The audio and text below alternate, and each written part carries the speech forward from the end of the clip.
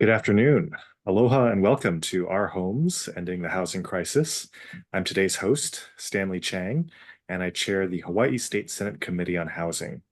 Today, we're honored to be joined by our guests, Carson and Keith Webster. Ellen is a lawyer and a graduate of Harvard Law School. She's currently retired from legal practice, but she's been a community advocate for Faith Action for Community Equity, focusing on housing and homelessness solutions. Keith is an engineer and another longtime Faith Action volunteer. Together, they are championing a proposal to institute an empty homes tax for the city and county of Honolulu, and a bill has been introduced and is currently under consideration by the City Council. Ellen and Keith will be making a presentation, and then we'll be taking questions afterwards. So if you have questions, please enter them into the Q&A function of this Zoom. We're so grateful for you both for sharing your knowledge and advocacy efforts with us today. So with that, please take it away.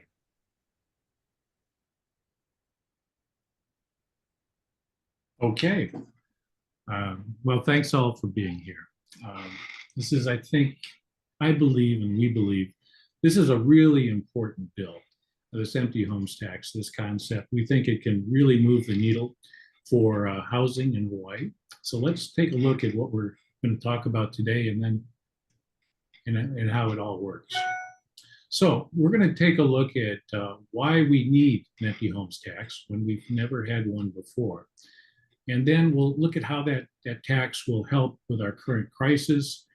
And then we'll dig in deep. We'll look at some of the details of how the tax works.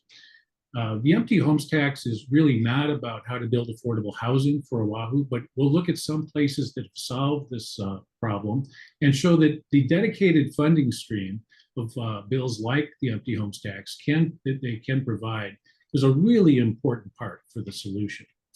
And then finally, we'll review the impact that we expect the empty homes tax to have on housing in Oahu. And then actually the best part is send your questions and comments, and then let's have a discussion. Let's figure this out. This is a community discussion to figure out how we're going to solve our crisis. But let's start with just what is an empty homes tax. It's a tax on homes that are not used as a principal residence for an Oahu resident at least 6 months of the year. That's the definition that's used in Bill 46 that's currently before the City Council. So we've never had an empty homes tax. And so I think it's fair to ask, why now? And the short answer is that, well, there's a housing crisis, but we've been in a housing crisis for 50 years. And, you know, the challenge with long-term crises is that they become normal. They just feel normal. And it's hard to feel like it's still a crisis. But I think what this chart shows is that housing prices have recently become completely disconnected from the local economy. And that the housing crisis that we enjoyed a few years ago is nothing like the crisis that people are seeing today. What this chart shows is that in blue, we're looking at the median income for people on Oahu, which fluctuated using 2021 dollars between $68,000 and $92,000. In black, we're looking at median single-family housing prices on the island. And these are also in 2021 dollars. And what the crisis is, what was a crisis in 1985 with a house costing $382,000 has become something on just a whole new level, approaching $1 million, passing it now. This chart goes to 2020, but you know, it's continuing to get worse. And these prices keep climbing because we have limited supply due to the limited land and strong international demand for purchasing homes in Hawaii. Now, this slide is looking at numbers across the state of Hawaii, not just Oahu.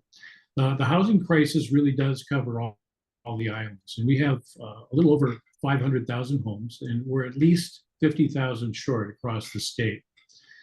So adding to this problem are these 70,000 homes that are vacant or used seasonally. The census shows that 35,000 of them are on Oahu. So we probably actually have enough homes to house local families. And these homes are spread throughout our neighborhoods. But because they are vacant, they reduce the supply of housing for local families and help drive up prices. So a major component of our housing crisis on Oahu is this shortage of at least 20,000 homes on the island of Oahu. This reduces the supply and drives up prices. It breaks up families and our communities. And, you know, young people are starting their families and their careers are an important part of our community and of our economy. And current housing prices are just out of reach. Our loss is the mainland's gain, and the situation is both morally wrong and is economically unsustainable. The empty homes tax is one component towards finally resolving this crisis. So let's look at specifically how an empty homes tax will help with housing.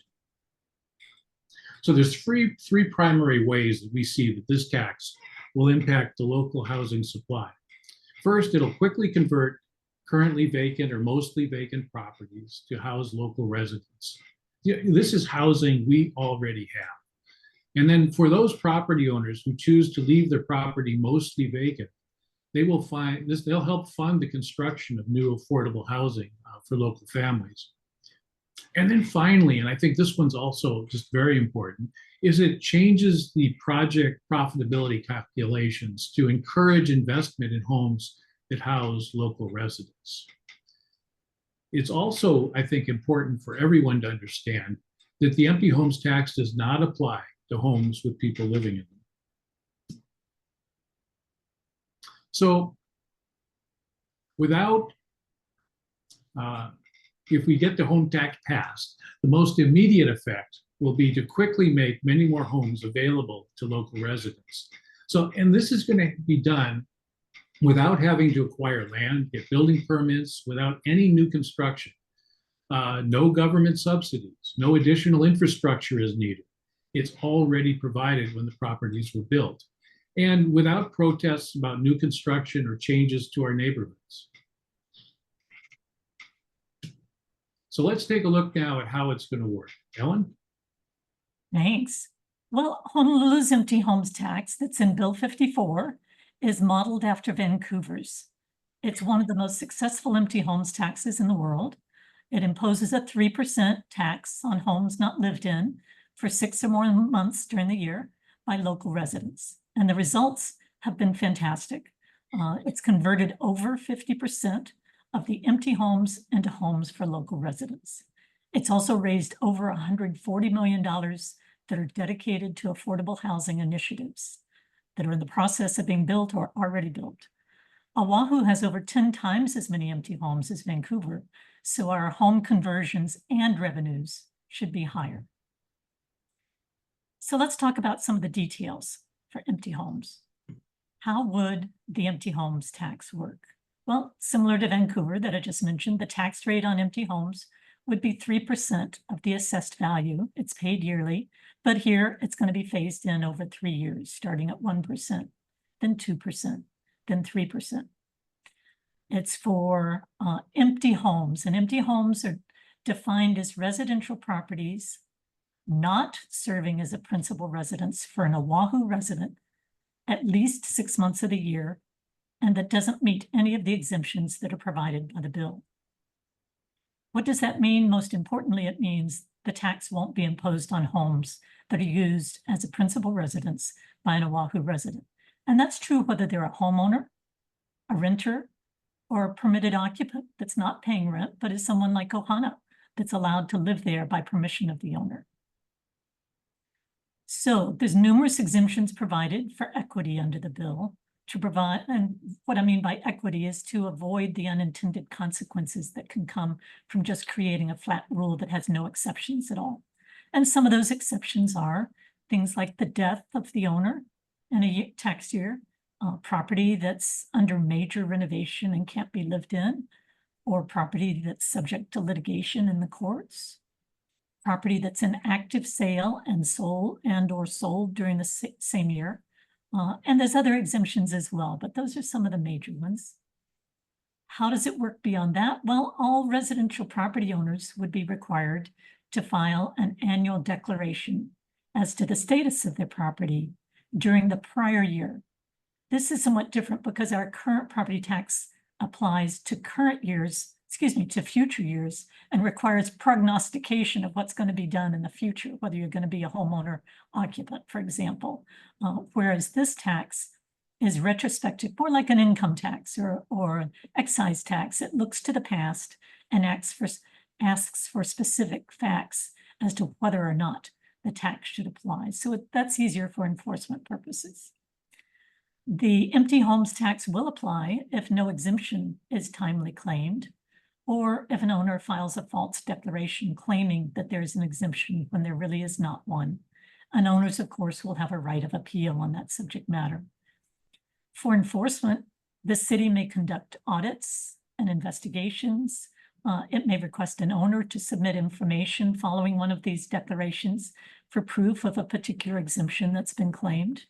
And there's penalties that apply for violations. It's modeled on and mirrors the short-term rental violation penalties, which means it's up to $10,000 per violation. Will people comply with the law? Well, there's always a few that don't, and we do recognize that, but yes, we believe the majority will. Vancouver, who has similar implementation procedures as what's defined in Bill 46, conducts about 10,000 audits per year. And initially, when they first started up in 2017, they had about 7% non-compliance rate.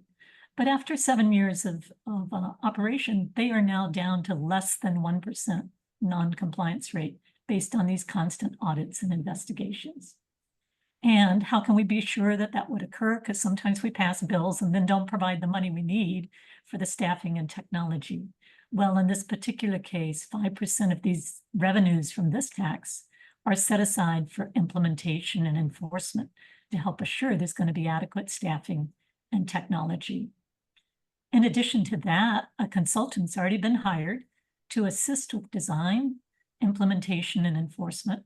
And the consultant is is the same team that's been assisting Vancouver over these years. So they have great expertise in helping make this work.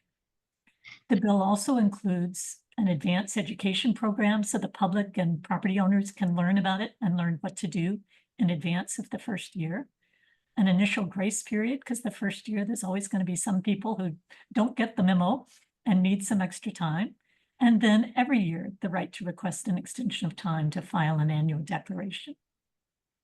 So those are just some of the most important features of Bill 46, and there'll be many more details we can discuss during the question and answer session. Thanks. Thanks, Ellen. So yeah, let's take a look at a couple of places that have addressed the local housing problem. Just to really show that the dedicated funding stream that we expect to be a part of this bill could be an important part of solving the crisis. So we're going to start with Aspen, Colorado. This is a small town, about 7,000 people. It has a median home price is $9.5 million, and the median household income for residents is $53,000. When I went online, actually, to just take a look at what the online prices in Aspen were, there's lots of homes there for 20 million and higher. There's really no way that local businesses can function given these home prices. Years ago, as this situation was developing, the county there created a housing authority, and then they taxed the market priced homes and used the revenue to construct workforce housing. So employees can buy or rent, and they use deed restrictions to limit the appreciation and ensure that the housing remains affordable. This subsidized housing would not be possible without that tax on market homes. Another example is the city of Vienna in Austria, which has a median home price of 1.5 million. The median salary throughout Austria is about $47,000. And the city of Vienna has a population of 1.9 million. Now, in Vienna, it's interesting to note that 60% of the residents live in subsidized housing.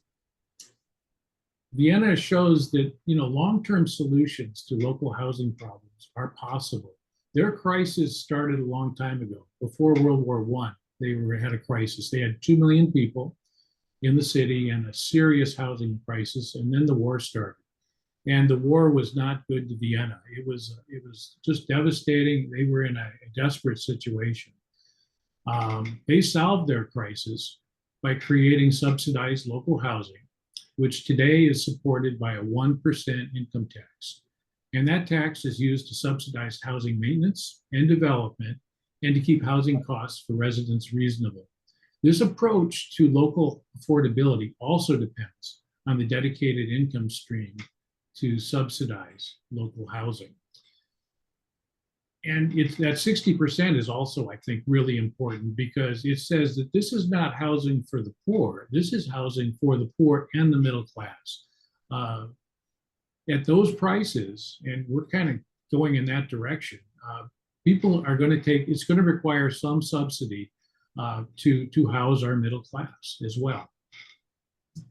Let's take a look at that. So let's take a look at Oahu for a moment. Our median single family home price is just over $1 million. The median household income is hovering around somewhere around 90,000. And we have about 1 million people on the island. So similar to Vienna, our housing is not affordable for local residents without a subsidy. And a simple calculation for building a home using an example, this is using a lot from the Windward side, which is at $120 a square foot. So 5,000 square feet will cost about $600,000. And then using a $500 per square foot, which is a mid-range estimate on building costs, a 1,500 square foot home would cost somewhere in the neighborhood of $750,000 to construct. Now, there's lots of places where we can improve, and we can work on lowering the cost of construction. But I think these numbers show that local housing for the middle class is going to require some subsidy and a dedicated source to provide that funding long term. And then let's get back to Ellen. Well, thanks. Let's talk about how the empty homes tax can help support our local housing needs here in Honolulu. The housing crisis, in my mind, has at least four major components, each of which the empty homes tax can address. There's a supply side problem, there's a demand side problem, we have a lack of revenues problem, and we've got a real estate industry that's oriented in the wrong direction. So those are the four major challenges that we're trying to address through the empty homes tax. Let's talk about the supply side. What the empty homes tax does, as Keith has just mentioned, is it's able to increase dramatically the available housing supply by converting empty homes to homes for local residents without governmental cost, delays, or other problems. On the demand side, what it does is decreases demand for Oahu housing by discouraging the buyers who want to use our property for portfolios where they never even use them as a home, or for recreation, so that it addresses it by helping diminish the demand that way, which should also in the long run help decrease prices, or at least decrease the constantly escalating prices by helping discourage buyers who want our homes for recreation or portfolio use. And then on the revenue side, as Keith has been explaining, we desperately need a new source of dedicated revenues to help build the affordable housing we need. And the empty homes tax would do that. It helps create a major source of new revenues that we're asking to have devoted to affordable housing initiatives and homelessness solutions. And then finally, we have a real estate industry that, because we have a worldwide market currently, it's been orienting itself toward the higher end properties that have maximum profitability, whereas an empty homes tax can help be able to reorient that focus to local housing needs rather than investment portfolios. So all four of those major challenges are ones that the empty homes tax can help address. It's not a silver bullet, but it's something, it is a policy change that could have some major impact on each of those issues. And most importantly, I think the empty homes tax would provide a strong statement to our residents and to the world that Hawaii does prioritize our housing to be homes for local residents, and that we're willing to take the bold steps to make that happen. And the good news is there's strong support, public support for an empty homes tax. A recent Ward Research poll found that 74% of Oahu voters support a measure that taxes residential properties at a higher tax rate than occupied homes if those residential properties are sitting vacant.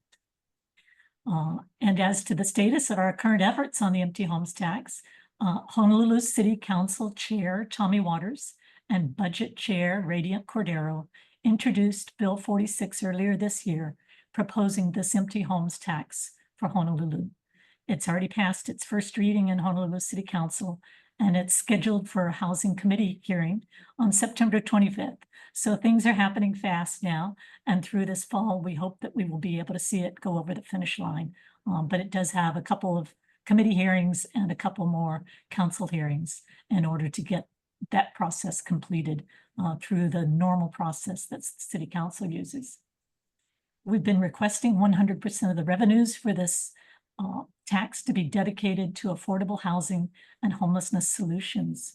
Some of the council members have expressed concerns about dedicating any revenues for these purposes, and earmarking is often not favored as council members want to maintain the greatest flexibility about how to spend revenues. But the housing chair is proposing what's called a committee draft 1, CD1, a compromise that at least 50% of the revenues be devoted to affordable housing and homelessness. So we are supporting CD1 of Bill 46, and that's what's coming for hearing on September 25th. If you're interested in supporting the empty homes tax, please share your support with your council member and submit testimony at the hearings in favor of Bill 46 CD1, and specifically mention we want at least 50% of the revenues of this to go to affordable housing and homelessness solutions. Ideally, we'd love to see 100%. That may not be politically viable right now, but we would like to see as much as possible. So what else you can do is please sign up for our website for further information and updates. Our website is highhousing.org, or you can use the QR scan that'll stay on the screen there for a little bit for you to have easy access to the website. The reason we ask you to sign up is because there's not a real easy system under the City Council for being able to register your interest in testifying for a bill. You have to wait until the bill's on an agenda, and then the notice is just there on the website, but doesn't come to you directly. Nevertheless, we are, through the website, providing everyone who signs up notice whenever there's a new hearing on the bill with a link to make the testimony very easy. And just as like the state legislature, you can testify in writing very easily online, or you can come and testify in person as well. So thank you for your attention. I think we're ready for any questions you may have.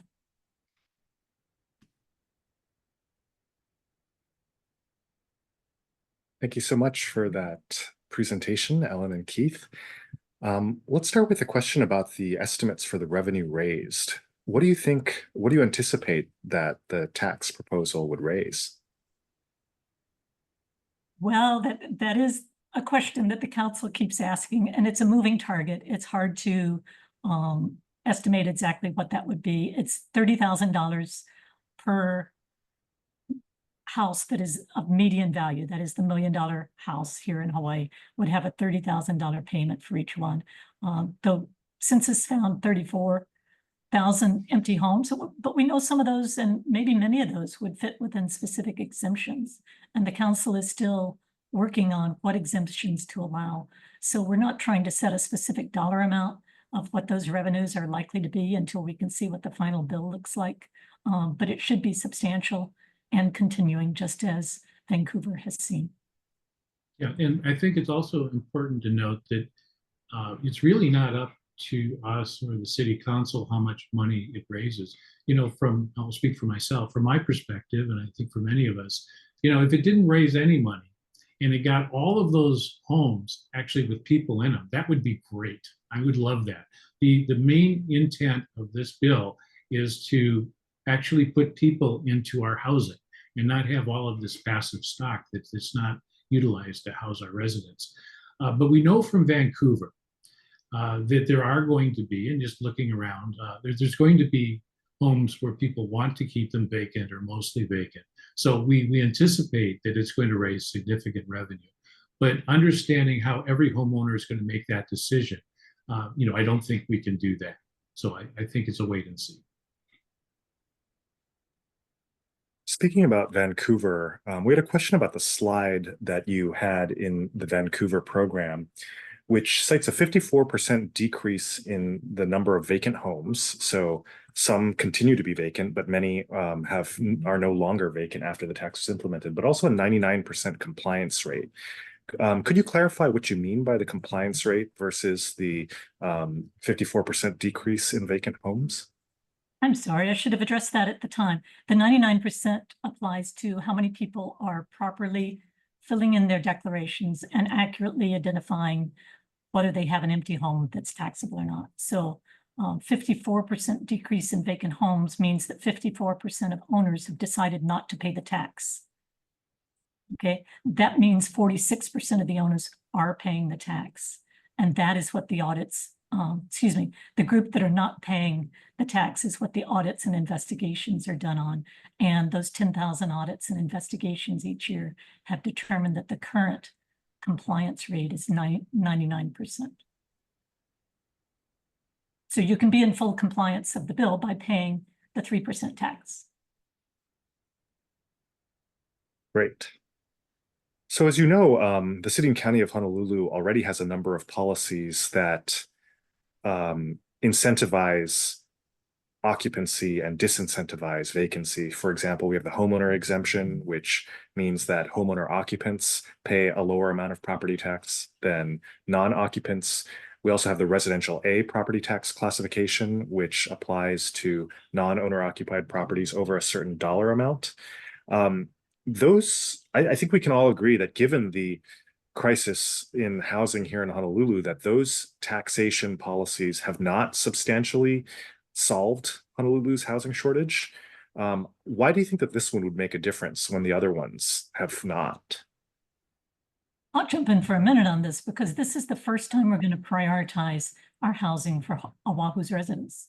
We can't build ourselves out of this. Every time we build new housing or try to provide new housing, because we haven't addressed this problem of trying to prioritize Oahu residents, we just have the worldwide demand that we're building to and that is constantly able to purchase and hold our properties. So I think with this tax, finally, there's an economic incentive to be able to house Oahu's residents and have that be the use, or pay the 3% tax so that the rest of us can be able to have the benefit of solutions for homelessness and for affordable housing.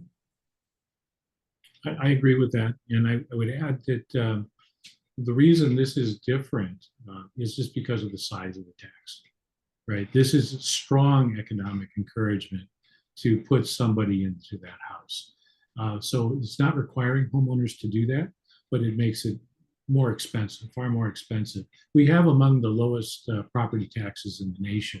And so the small changes in the property tax aren't making a significant, are not significant enough for people that want to keep their homes empty to do so. This is this provides much more incentive than the changes in the property tax for the other classifications. Yeah, we have a problem of property that is so expensive and valued by others around the world that, in combination with having the lowest property taxes in the nation, it's excellent for portfolios to just hold, and a lot would rather just hold it without renting to anybody because they don't particularly like our landlord-tenant laws and would just assume not have anybody being in their unit or potentially endangering their unit in some way. And so it's creating a situation that is actually incentivizing people to just hold their properties vacant. And that doesn't benefit anyone who's actually living here and trying to be part of our workforce or part of our community. We have a couple of related questions about Vancouver, after whose tax this proposal is modeled. So one question is, what share of Vancouver's total housing has benefited from its empty homes tax? And has this empty homes tax in Vancouver impacted overall property values in Vancouver? You know what, I don't have the percentage of share of vacant houses. I know that by now they're down to just about 1,000 vacant houses instead of starting with 2,200 vacant houses in Vancouver. And as to, let's see, what was the second part of your question, Stanley? So the second question is, how has this impacted the overall housing market in Vancouver now that it's been implemented? Thank you so much for that. Okay, because there's one thing that's happened in Vancouver is it appears that it's reorienting their building industry toward local housing for local needs instead of for resort and foreign needs, and that it's reducing not only the number of vacant residential properties, but the number of properties that are built for outsider need versus for local needs. Got it. So have property prices come down in Vancouver since the implementation of this tax? I believe it has. Let's see. I'm just reading to, I don't have those numbers at my fingertips. And there's been some other, for rental rates in Vancouver in 2020, they'd fallen about 8% from 2019. It's been difficult since that statistic developed because of COVID in the meantime to try to have a realistic assessment of that, but they had, the rental prices had fallen during those first couple years of the tax. And we would expect it to do the same here, is that landlords are going to find themselves needing to find tenants for their properties or pay the tax. And in order to attract tenants, they're going to need to be offering attractive rates to keep their tenants in there for the 6 months of the year. So we hope it will have the same impact. We have a clarification question about the assessment of the tax. Would it apply to both the value of the building and the land, or just one or the other? To both. To the assessed value, the same thing that shows up on your real estate assessment as an owner each 6 months or year would be the value that it would apply to. If you're a landlord that has apartments and an apartment type of complex, or with just one tax map key, then it would apply proportionately toward the share of square footage pertaining to any empty apartments. We have another question about the city of San Francisco, which also recently passed an empty homes tax. But apparently they're in court right now on the grounds that the tax may violate several existing provisions, including the Takings Clause of the Constitution, the right to privacy, and the Ellis Act, which is specific to California.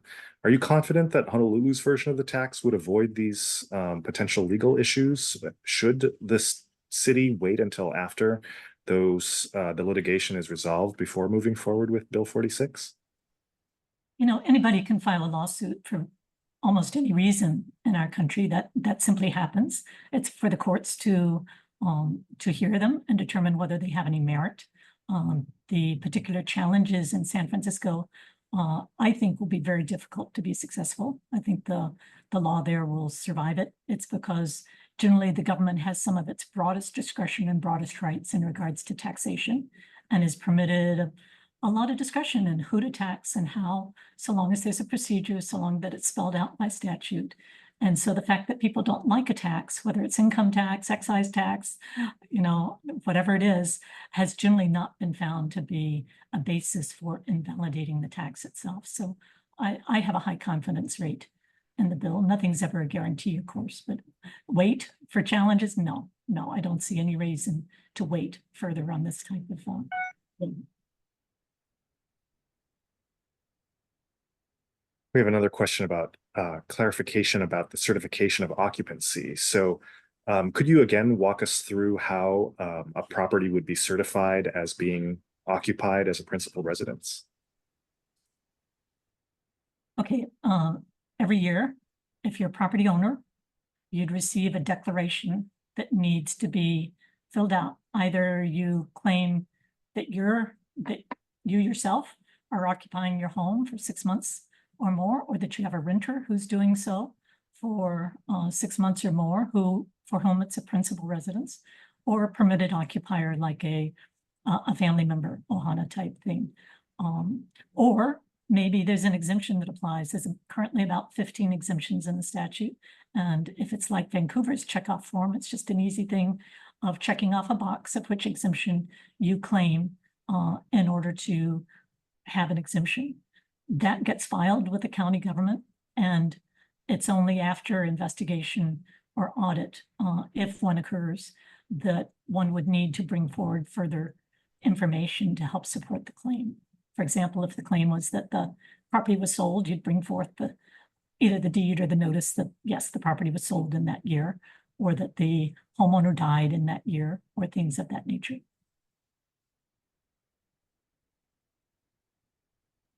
And I'm sorry, that part of the question was the Section 8 program. Well, if you want to talk about Section 8, you can talk about it. We've received a few questions about how the funds that were raised through the tax would be spent. How would they?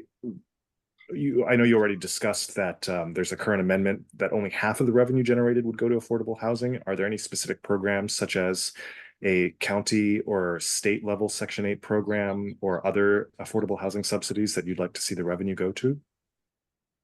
Keith, you want to address the Sure. revenue? That's actually, I think, where we're at right now in this bill is that sort of public discussion on housing. And that was actually one of the reasons why for this presentation, I really focused on housing solutions and the need for a dedicated revenue stream to support housing. Our prices have gotten to the point where it's going to take help.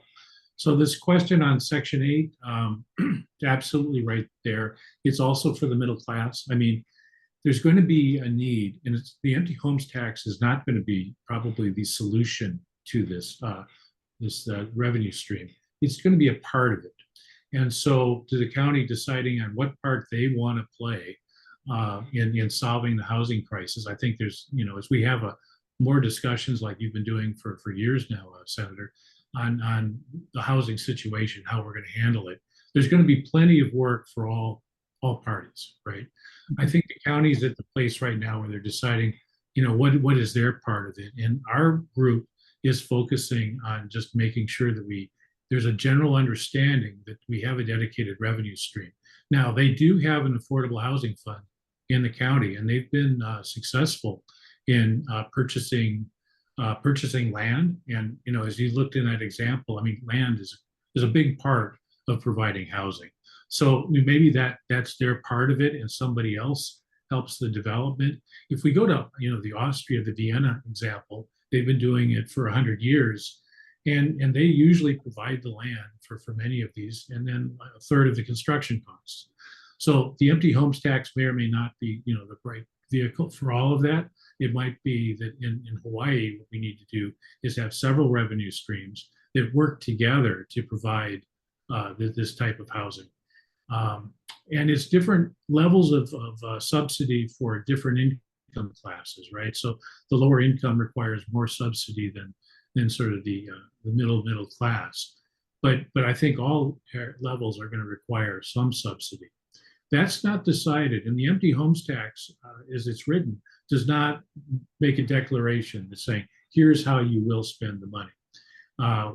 But that will be a county decision. What we would like to see is that, well, at the moment, 50% of that revenue that's generated go into the county affordable housing fund or to something similar.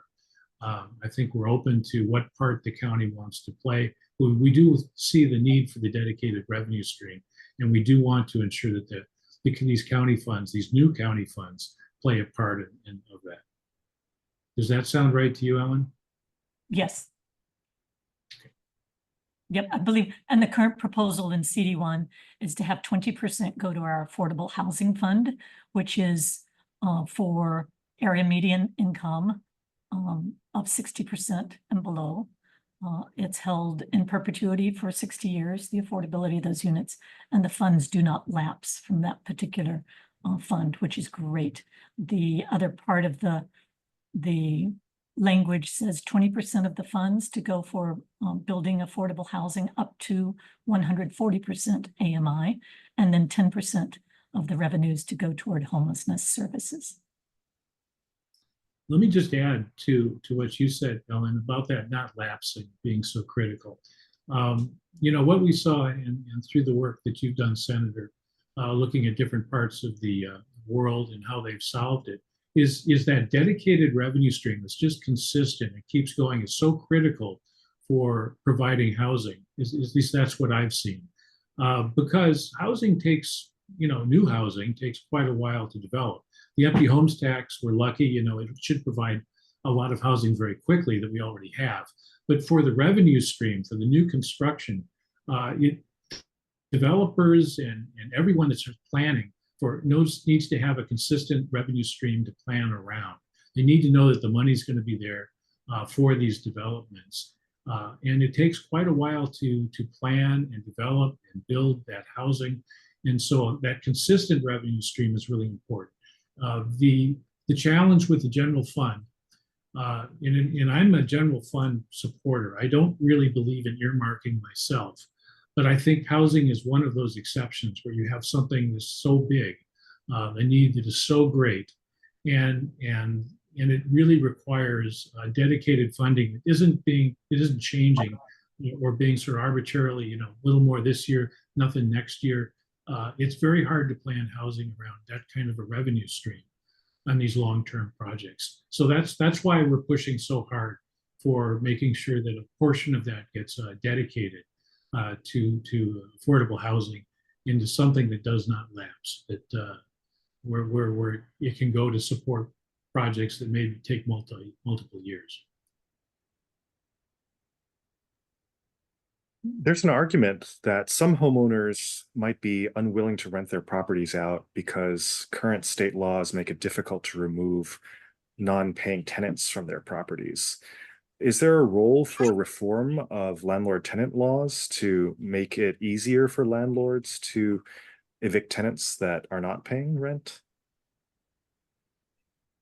That's always an issue with proponents on both sides of that, whether to have stronger tenant laws or whether to have greater ease for landlords once there has been a violation to be able to remove a tenant. The stronger we make our pro-tenant laws, we need to recognize one of the effects is landlords decide they just don't want to rent to people. And that is the reason often given by investors who purchase our properties and don't even bother to ever rent it out. They just hold it for speculation and resale at some point because they don't want to fool with our landlord-tenant laws and the legal process of trying to evict a tenant or deal with a tenant who's damaged their property. So it's definitely something that has different, needs the right balance to it. And I don't think we're trying to address that in the empty homes tax itself, as it's something that ought to be looked at within the landlord-tenant code to see, are we in fact causing that type of problem? And if so, can there be fair ways to be able to reach a better adjustment on issues like that? And I'll add to that just to say that one of the things I like about this effort that our group is doing, and with the county system in general, which isn't like on the state legislative calendar, it's been really nice to be able to do community outreach and community discussion, because these are really community decisions, right, on all of this. Like, what should the exemptions be for an empty homes tax? And certainly when you get into tenant law, that would be a part of a community. It's all a statement of who we are as a people, right?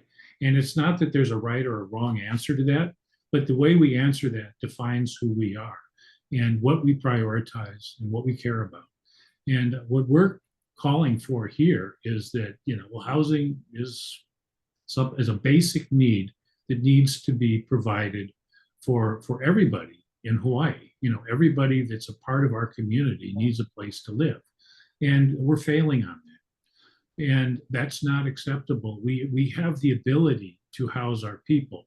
And the empty homes tax is one component of that solution. It's not the entire solution, but it's certainly everything around that with landlord-tenant relations, with everything is open to discussion. And I think what I like about this campaign is we try to go out into the community to educate about this, is that we're talking to a lot of people. We're not just trying to talk to supporters. We want to know what the community thinks. We want to, everybody doesn't get everything they want, right? That's the life of living in community.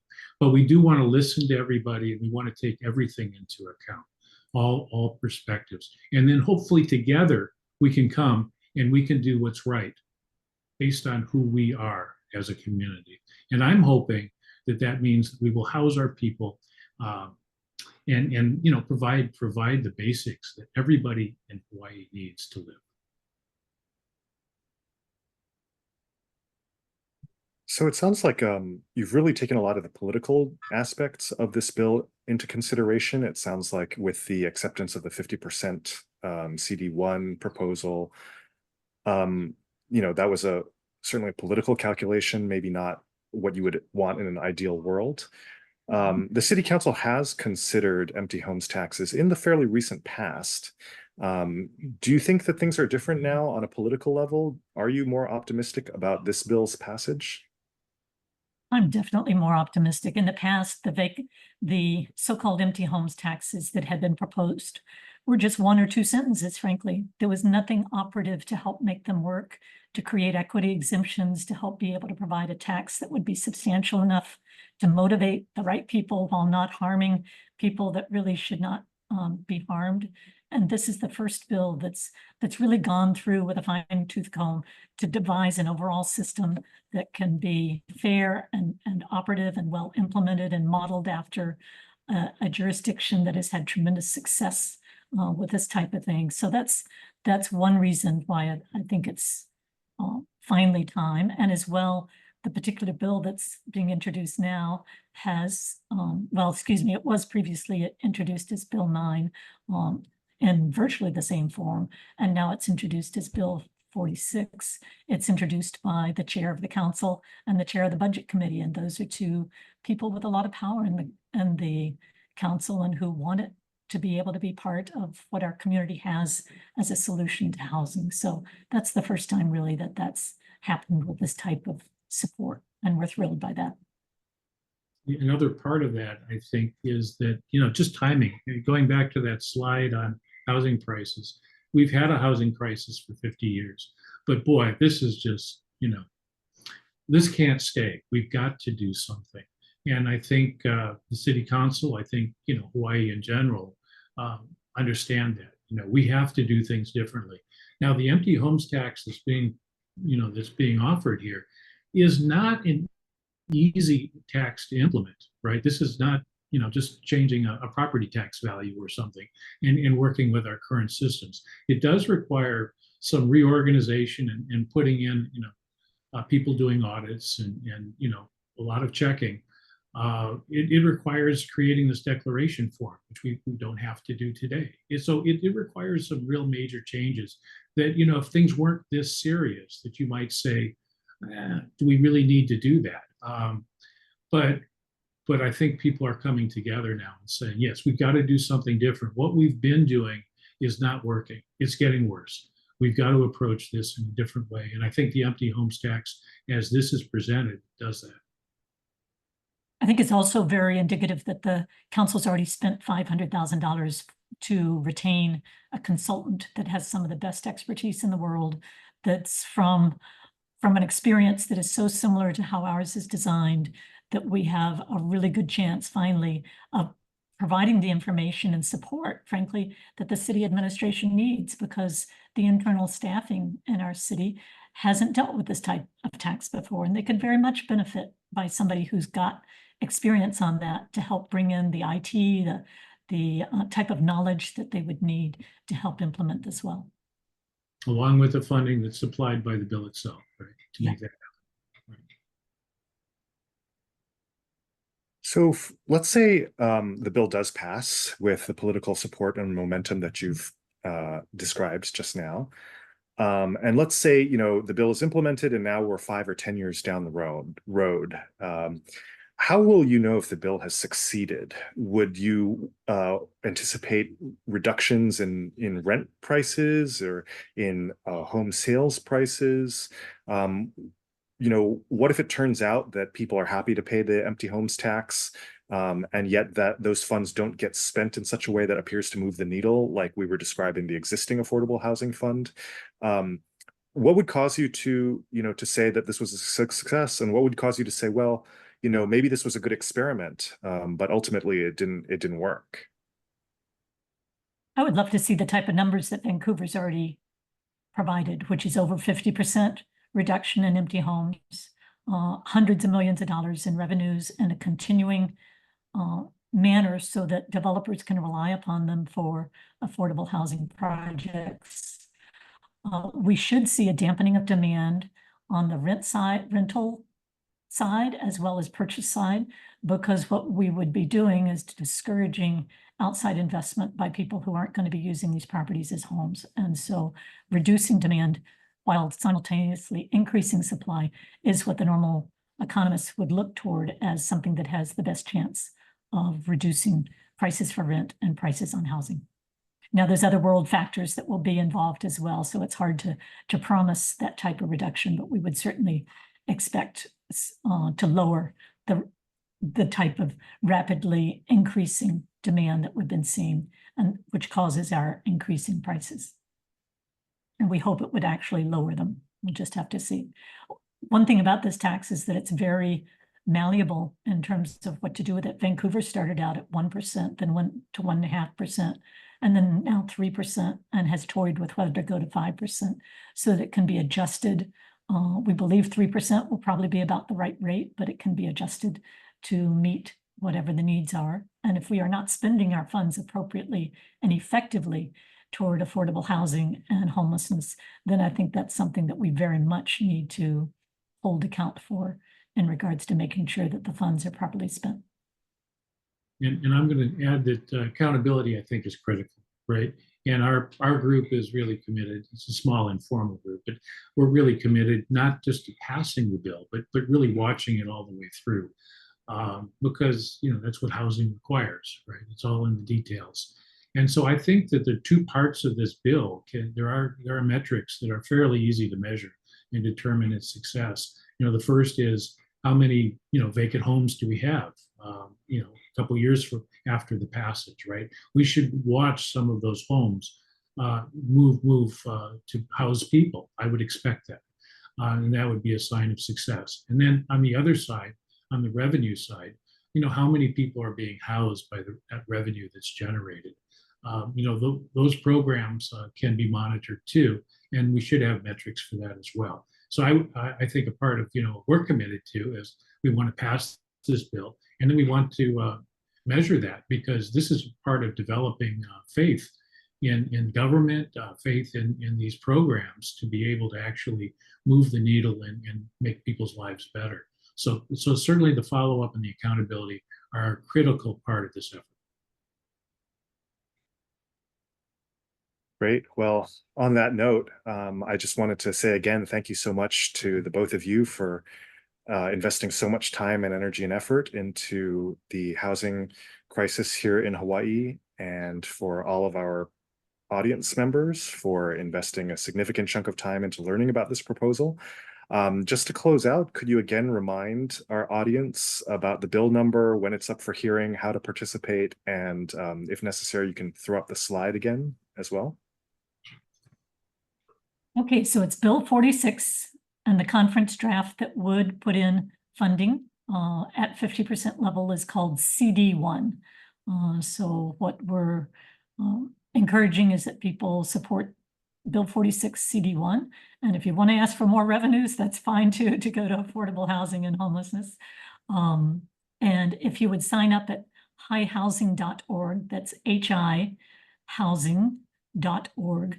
That's how you can get notice of the hearing. It is tentatively scheduled for September 25th for the Housing Committee that normally meets that afternoon at 2:30, but it's possible that the hearing could start earlier in that afternoon, or it's also possible that it would be set off for another month, but we do expect it to be heard currently at that time. So if you sign up on the website, it'll help keep you up to date on that. And if you did not receive an answer to questions that you had, because I know we had many questions in the chat, you're welcome to send them to the contact that you'll see on the website, and we can help answer them directly to you. So thank you for your interest. Thank you so much again, and thank you for a robust discussion today. We'll be back with our webinar with several more exciting new episodes coming up in the near future. So thank you again all for participating today.